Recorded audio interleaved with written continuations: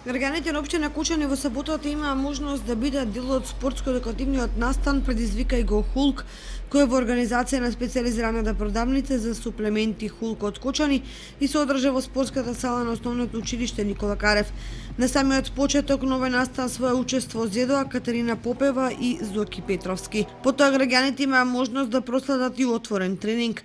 Новиот спортски настан своја презентација има и членовите од боречките клубови во Кочани, карате клубот Партизан, боречкиот клуб Спартак и Аикидо Нико.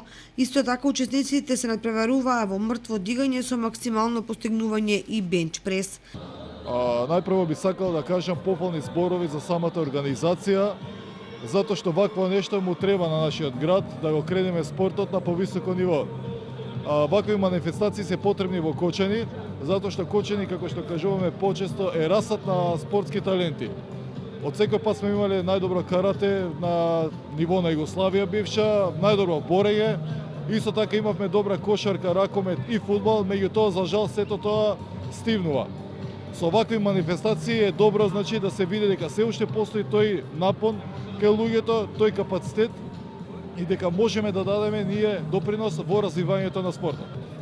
Нашиот клубот Царевје на Аикидо е поканет како дел од ова збеднување со цел да ги покажеме нашите боречки вештини, нашата боречка вештина да презентираме пред целокупната публика во Кочани, како и пошироко, и да видат што сме направили за ова кратко време од 2 години, кој резултат сме го постигнале. Се надевам дека ќе бидат сите задоволни и ќе видат што значи со 2 години како можеме децава да ги дигнеме на кој ниво. Во завршниот дел Драган Стоименов го оствари рекордното постигнување со кетвел свинг долг циклус со 24 килограми, од 153 со десна и 141 постигнување со лева рака или вкупно 294 постигнувања без престан.